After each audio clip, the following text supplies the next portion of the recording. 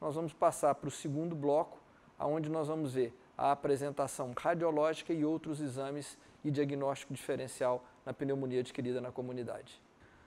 Primeira parte de imagem, o diagnóstico radiológico. A radiografia define o diagnóstico junto com o quadro clínico compatível.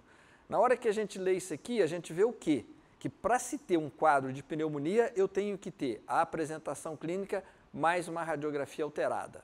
O que nem sempre a gente consegue ter na prática, porque eu posso estar atendendo num ambiente em que eu não vou ter acesso à radiografia, eu vou ter que trabalhar simplesmente com o diagnóstico clínico. Mas, por definição, pneumonia é quadro clínico compatível mais radiografia de tórax alterado. Então, sintomas pulmonares agudos associados a uma opacidade radiológica. A radiografia, além dela definir o diagnóstico, ela faz o quê? Ela ajuda a estabelecer a gravidade. Então, radiografia define o diagnóstico e ajuda a estabelecer a gravidade. Nós vamos ver mais adiante essas características. Então, em termos de diagnóstico radiológico, o que a gente tem? Uma opacidade de padrão alveolar unilateral com broncograma aéreo.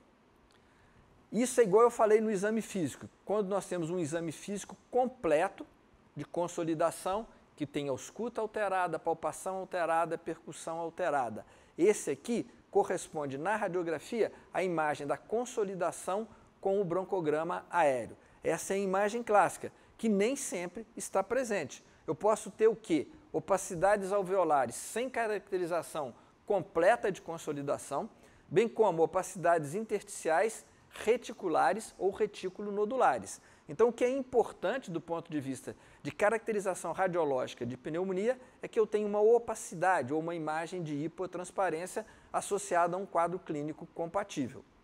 E a gente tinha visto que a radiografia ajuda também a definir gravidade. O que define gravidade? Bilateralidade, cavitação e derrame pleural. Então, o que vai definir, do ponto de vista radiológico, gravidade, vão ser esses três aspectos. Então, nós estamos chegando aqui nesse ponto, a gente já está vendo alguns dados que definem gravidade. No sintoma, quem define gravidade é a dispneia. No exame físico, a gente viu um conjunto de manifestações que definem gravidade, mas guardem sempre que é muito importante a frequência respiratória. A frequência respiratória é o principal marcador clínico de gravidade. E aqui na radiografia, nós vamos ter o quê? Na imagem, a presença de bilateralidade, de derrame pleural ou de cavitação. Vamos ver agora algumas coisas das radiografias, alguma coisa de imagem. Essa primeira imagem que a gente tem aqui é a imagem clássica de uma pneumonia, uma consolidação. Então eu tenho uma opacidade alveolar bem definida, e dentro dessa opacidade alveolar eu tenho a presença do broncograma. Então aqui vocês estão vendo, ó, essa imagem mais preta, essa imagem preta que corre dentro da imagem branca, dentro da consolidação, isso é o broncograma. O que é o broncograma? São brônquios que vão estar circundados de alvéolos cheios de secreção, mas são brônquios de maior calibre, então eles vão aparecer na radiografia. Essa é a imagem clássica. Ela aparece só na pneumonia? Não. Eu posso ter consolidação em outras situações que não seja pneumonia. Quer um exemplo de uma imagem de consolidação que não seja pneumonia? Um infarto pulmonar. Então eu posso ter, a imagem não define diagnóstico. A imagem, ela ajuda na definição do diagnóstico junto com o quadro clínico. Então, eu vou ter o quê? Na pneumonia, um quadro clínico compatível, sintomas pulmonares, a febre e essa imagem radiológica. Aqui nós temos então fechado um diagnóstico clínico radiológico de pneumonia e essa é a imagem clássica, a consolidação com o broncograma aéreo. Nessa outra imagem, o que a gente está observando? A gente observa uma área extensa de consolidação, Eu tenho ainda o quê? O que eu consigo observar? A presença de um velamento do seio costofrênico. Então aqui eu tenho uma imagem de consolidação com derrame pleural, uma consolidação mais derrame pleural. Aqui eu tenho então o quê? Um marcador de gravidade. O que é interessante nessa consolidação é que vocês vão observar o quê? Que ela borra aqui, ó, a borda cardíaca. Então essa Esse é o famoso sinal da silhueta, que significa que a imagem está anterior ao coração. Então, em aonde está localizada essa imagem? Essa é a clássica imagem de consolidação, de preenchimento do lobo médio. O lobo médio aqui é o que está comprometido. Numa radiografia só com o PA, eu não consigo definir por lobos, mas aqui eu posso falar no lobo por causa do sinal da silhueta. Então, eu tenho consolidação. Se a gente observar bem atentamente, eu consigo, aqui, eu estou vendo alguma coisa de broncograma aéreo e ela tem o derrame pleural. Então, esse é um segundo exemplo de uma pneumonia, do ponto de vista radiológico. Agora, nessa radiografia, a gente já tem uma característica diferente. Eu tenho a opacidade, eu tenho a imagem de consolidação, tem uma imagem que aqui está bem definida, nessa imagem branca aqui. Eu tenho ainda aqui uma outra imagem branca, então eu tenho nesse quadro, eu tenho bilateralidade e eu tenho um outro aspecto de gravidade. Nesse quadro aqui, eu tenho o quê? Essa presença, esse pequeno halo que caracteriza a presença de uma cavitação. Então, nessa radiografia, eu tenho dois sinais de gravidade. Eu tenho bilateralidade, então a radiografia apresenta bilateralidade e a gente tem ainda a presença de cavitação.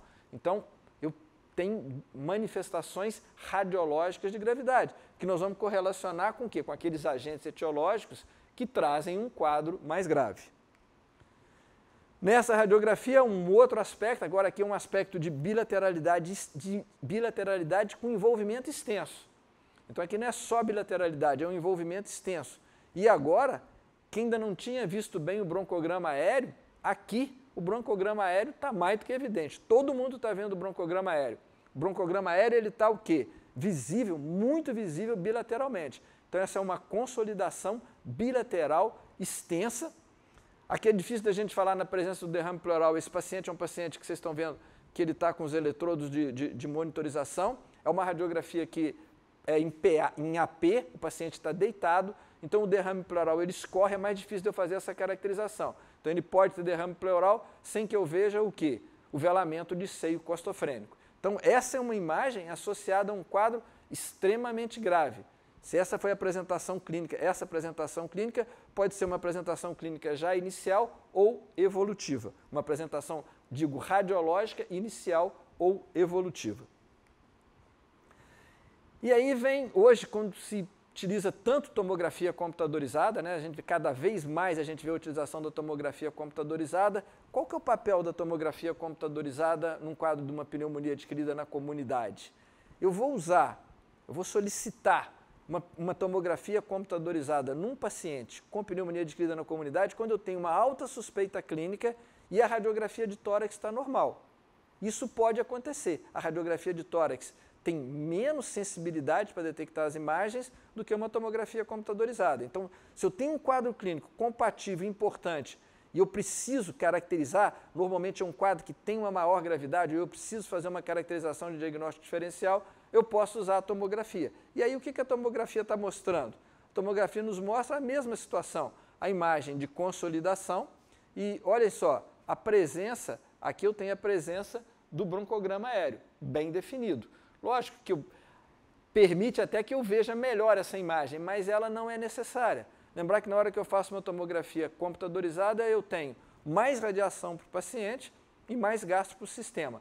Mas a posição, a indicação hoje de tomografia computadorizada é quando eu tenho essa situação. Ou quando eu tenho uma pneumonia com manifestações de gravidade que eu quero avaliar melhor se ela tem cavitação, se tem derrame pleural. Nessa situação também eu posso solicitar uma tomografia computadorizada. Quais são os outros exames que a gente pode fazer no quadro da pneumonia adquirida na comunidade? A primeira coisa que eu posso fazer é a pesquisa do agente etiológico. Só que pesquisar agente etiológico em pneumonia é muito mais difícil que pesquisar, por exemplo, o agente etiológico numa infecção urinária.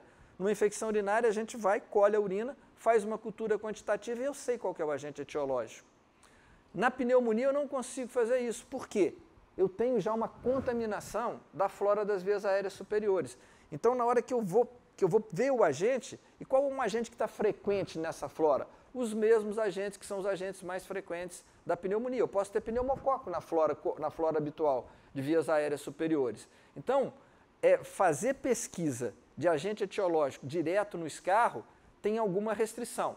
Para alguns agentes etiológicos a gente pode utilizar. Quando que eu uso a pesquisa de agente etiológico no escarro? Nos quadros mais graves, nos quadros que não estão evoluindo bem. No sangue, eu posso fazer o quê? Hemocultura.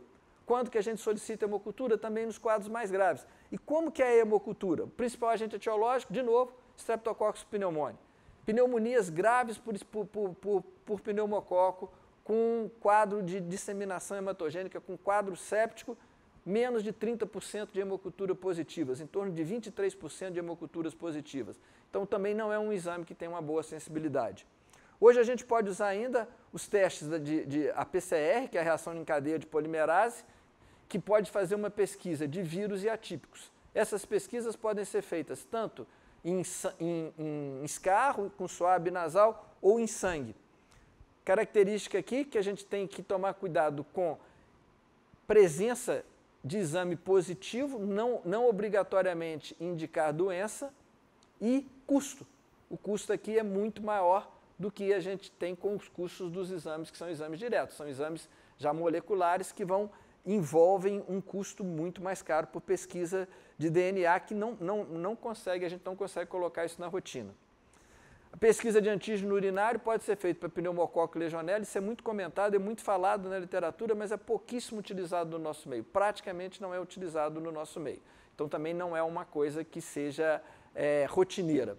Então a pesquisa do agente etiológico, rotineiramente, ela não é feita na pneumonia, porque na quase totalidade dos casos, nós fazemos um tratamento empírico baseado na gravidade da apresentação clínica. Então, não se pesquisa o agente etiológico pela dificuldade e porque eu já estou fazendo um tratamento baseado num dado empírico, e esse tratamento, esse tipo de associação de gravidade e tratamento mostra mostra sucesso na grande maioria das vezes. Um outro dado que pode nos ajudar, agora nós vamos, não no sentido de caracterização de agente etiológico, mas de ajudar a definir que eu estou frente a um quadro de pneumonia. O primeiro é o hemograma, que pode apresentar, o clássico é a presença de leucocitose com bastonetose. E quando eu tenho mais de 10% de bastonetes, caracteriza a gravidade. Pode ocorrer ainda leucopenia e pode ocorrer uma pneumonia com hemograma normal. Lembre-se que aqui são elementos para ajudarem, para complementarem esse diagnóstico. Nós temos ainda dois marcadores sorológicos de atividade inflamatória. Um é a proteína C reativa e o outro é a procalcitonina. A proteína C reativa a gente utiliza mais, tem um custo menor, a procalcitonina a gente utiliza menos, tem um custo maior. Todos os dois têm o quê? Uma correlação de que à medida que eles estão mais alterados, maior a possibilidade de uma pneumonia. Quando a gente está num diagnóstico diferencial de maior complexidade, isso pode ajudar, embora não seja um elemento que defina para a gente exatamente se é ou se não é uma pneumonia. Feitas essas considerações, vamos ver o diagnóstico diferencial. Quando a gente está avaliando um paciente com pneumonia, o que tem que passar na nossa mente em termos de diagnóstico diferencial? O primeiro quadro, parece que é o quadro mais simples, que é justamente a gripe. A gripe é uma rinossinuso pode levar a uma rinossinuso traqueobronquite aguda. A gripe é tipicamente uma rinocinusite viral que pode se estender para as vias aéreas inferiores. Então, o que é a característica da gripe? É um quadro agudo, que não tem sinais focais ao exame do aparelho respiratório e que eu tenho normalmente o dado epidemiológico, o período que ela ocorre, se está ocorrendo em surtos epidêmicos ou não. Nós temos aqui na programação do Revisamed uma aula só de gripe, que vale a pena depois vocês verem para terem mais detalhes disso. A outra condição que a gente vai ter é a rinossinuso traqueobronquite aguda, que é um comprometimento de vias aéreas inferiores e vias aéreas superiores. É um dos quadros mais frequentes que a gente tem no período do inverno, principalmente no período do inverno. É aquele indivíduo que tem tosse, tem expectoração, mas ele não tem o quê? Não tem febre. E qual que é a outra característica? Ele tem radiografia de tórax normal. As doenças de vias aéreas inferiores, elas se caracterizam por radiografia de tórax normal, sem opacidades. Algumas situações eu posso ter alterações de alveolares não de hipotransparência, de hipertransparência, mas eu não tenho opacidade. Então lembre-se sempre que o quê? Comprometimento de vias aéreas inferiores se acompanha de radiografia de tórax normal na quase totalidade dos casos. Um outro quadro que é não infeccioso, mas que deve ser pensado para diagnóstico diferencial com pneumonia, é o quadro do tromboembolismo pulmonar agudo. O tromboembolismo pulmonar agudo, ele ocorre, normalmente ele é não febril, mas pode ter febre baixa. Ele é um quadro que normalmente é sem expectoração, mas eventualmente pode ter expectoração. Então, eu considero que talvez seja um dos quadros mais difíceis, junto com a gripe, para fazer um diagnóstico diferencial com pneumonia. Então, a gente tem que estar muito atento também à presença da tromboembolia pulmonar. E na tromboembolia pulmonar eu ainda vou ter o quê? Radiologia alterada. Então, fiquem muito atentos que esse é um diagnóstico diferencial importante. E, por último, como um quadro agudo, é o pneumotórax. O pneumotórax, ele pode se apresentar sem expectoração, não, ele é um quadro que se apresenta sem expectoração, uma doença pleural, não é uma doença alveolar. Ele é um quadro não febril. Essas são as condições agudas que eu tenho que fazer um diagnóstico diferencial. Entram também condições crônicas que podem se agudizar. Então, a questão da asma. A asma é uma doença, é um exemplo clássico de doença de vias aéreas inferiores. Então, como doença de vias aéreas inferiores, a marca de sintoma das doenças de vias aéreas inferiores é o quê? São sibilos. Então, o paciente normalmente tem sibilos. A asma é uma doença crônica que pode se apresentar com agudizações. E ela é uma doença não febril. A outra doença, a prima da asma, é a DPOC. A asma ocorre desde a infância. A DPOC é uma doença que é mais típica dos adultos. À medida que os adultos vão tendo mais idade, é uma doença do tabagista. Então, ela também é uma doença crônica que pode apresentar agudizações. Essas agudizações podem ser confundidas com pneumonia. De novo aqui, olha, qual que é a marca? É uma doença o quê? Não febril. Então, lembrem-se que asma agudizada e DPOC agudizada é não febril. Se eu tenho sintomas de agudização de asma, de DPOC com febre, eu vou pensar em quem? Em pneumonia associada a uma dessas duas condições. Depois nós temos a tuberculose pulmonar, que é uma doença crônica, mas que eventualmente eu posso pegar esse paciente num quadro subagudo, com duração aí de 10 dias, 14 dias, então devo levar em consideração, porque tem tosse, tem expectoração, tem febre. Vou ter normalmente uma radiologia diferente, uma apresentação radiológica diferente, é imagem cavitária em terço superior. O outro dado é o câncer de pulmão, eu também vou ter os dados epidemiológicos, normalmente ocorre em pacientes acima de 50 anos, tabagistas, e é um quadro não febril. Então agora nós terminamos esse segundo bloco e vamos então para o próximo bloco em que nós vamos ver a questão dos scores de gravidade e o tratamento da pneumonia adquirida na comunidade.